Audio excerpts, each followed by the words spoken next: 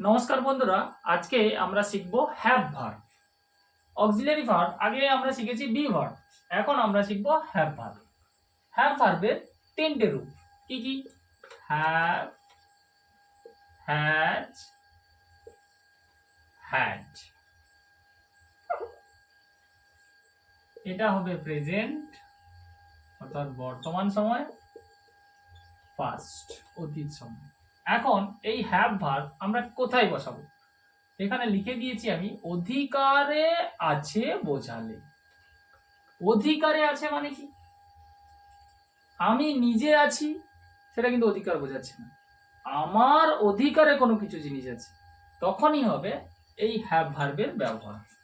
যেমন আমি যদি লিখি আমার একটি কলম আছে, তখনই আমরা এই হ্যাভ এর ইউজ করব। তখন হবে কি আই, আমার মানে কি আমি ব্যক্তি, তো আমার মানে আমি ব্যক্তি, অর্থাৎ আমার আছে, তখনই লিখতে হবে আই হ্যাভ আ পেন। বাবার একটি সাইকেল আছে, তাহলে কি লিখতে হবে? বাবা ইংরেজি ফাদার হ্যাজ আ সাইকেল অথবা বাইসাইকেল। তাহলে এবারে হ্যাভ হ্যাজ আমরা তাহলে কোথায় বসাবো? যখন কারোর অধিকারে কোনো কিছু আছে বোঝাবে, তখন কি হবে? এই হ্যাভ অথবা হ্যাজ আমরা ব্যবহার করব, আর অতীতে সেটা হয়ে যাবে হ্যাড। এখন দেখো, এখানে আমি কয়েকটা প্রোনাউন দিয়ে তার হ্যাভ হ্যাজ এর ব্যবহার লিখে দিয়েছি। আই হ্যাভ মানে আমার আছে, উই হ্যাভ আমাদের আছে, ইউ হ্যাভ তোমার বা তোমাদের আছে, হি অথবা সি হ্যাজ তার আছে, আর দে হ্যাভ মানে তাদের আছে। এখন আমরা হ্যাভটা কোথায় বসবে, হ্যাজটা কোথায় বসবে? আমরা আগেও শিখেছি যে যখন কোনো সিঙ্গুলার বা আনকাউন্টেবল নাউন থাকে, সেগুলোর পরে কি বসে? ইজ বসে। অর্থাৎ সেই একই ক্ষেত্রে আমরা এখানে হ্যাজ বসাবো। যদি আমরা এখানে লিখি রাম হ্যাজ, অর্থাৎ রামের আছে। দুজনে যদি নাম লিখি রাম এন্ড রাজ, তখন হবে হ্যাভ। রাম অথবা রাম এবং রাজের আছে। তাহলে সিঙ্গুলার বোঝালে কি বসবে? হ্যাজ বসবে, আর প্লুরাল বোঝালে হ্যাভ। সিঙ্গুলার কর্তা থাকলে হ্যাজ, আর প্লুরাল কর্তা থাকলে হ্যাভ। তাহলে বোঝা যাচ্ছে। তাহলে হ্যাভ কোথায় বসে? হ্যাভ হ্যাজ যে কোনো কর্তার অধীনে কোনো কিছু আছে বা কোনো কিছু অধিকারে আছে বোঝায়, তখনই আমরা হ্যাভ ভার্ব ইউজ করব। সিঙ্গুলার যদি কর্তাটা হয় তখন হ্যাজ হবে, আর প্লুরাল হলে হ্যাভ হবে। হ্যাড আমরা কোথায় ইউজ করব? হ্যাড মানে কি? ছিল, অধিকারে ছিল বোঝালে আমরা কি বসাবো? হ্যাড। আই হ্যাড মানে আমার ছিল, উই হ্যাড মানে আমাদের ছিল, ইউ হ্যাড তোমার ছিল বা তোমাদের ছিল, হি অথবা সি হ্যাড তার ছিল, আর দে হ্যাড তাদের ছিল। এখানে অন্য কিছুই নেই, সিঙ্গুলার হোক প্লুরাল হোক যাই হোক সবই হ্যাড বসবে। তাহলে হ্যাভ হ্যাজ অথবা হ্যাড আমরা তাহলে কি শিখলাম?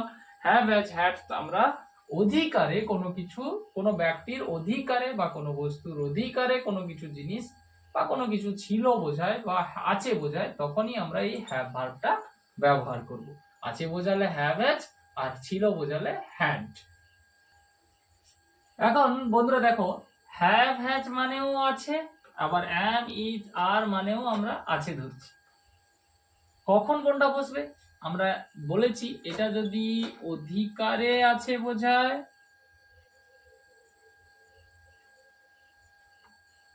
অধিকারে আছে বোঝায় তাহলে হ্যাভ হ্যাজ। আর অ্যাম ইজ আর কখন বোঝাবো? কর্তা নিজে আছে বোঝালে। নিজে আছে বোঝালে অ্যাম ইজ আর বসবে, অধিকারে নয় সেখানে। আবার আমরা ওয়াজ ওয়ার কোথায় বসাবো?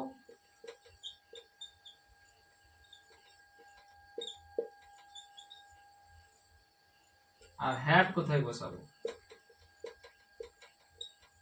এখানেও সেই নিজে ছিল বোঝালে তখন আমরা ওয়াজ অথবা ওয়্যার, আর কর্তার অধিকারে ছিল বোঝালে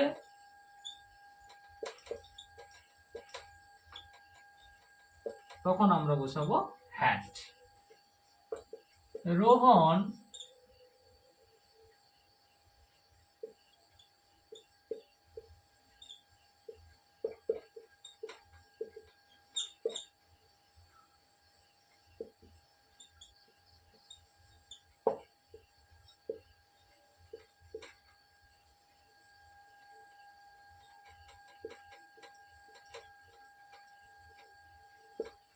রোহন বিদ্যালয়ে ছিল।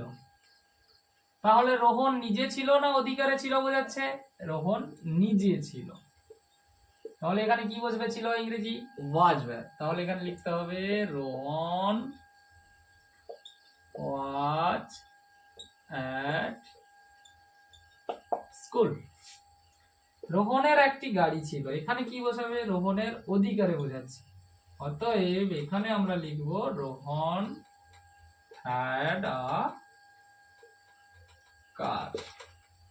তাহলে এখানে অধিকারে বোঝাচ্ছে বলে আমরা কি বসালাম? হ্যাড। একই রকম ভাবে যদি আমরা এখানে আছে ইউজ করতাম তাহলে এখানে হতো ইজ এবং এখানে হতো হ্যাজ। তাহলে এখানে আমরা হ্যাভ ভার্বের সমস্তটা জানলাম এবং অ্যাম, ইজ, আর, ওয়াজ, ওয়্যার এর সাথে হ্যাভ, হ্যাজ এবং হ্যাড এর যে পার্থক্যটা সেটাও আমরা আলোচনা করলাম।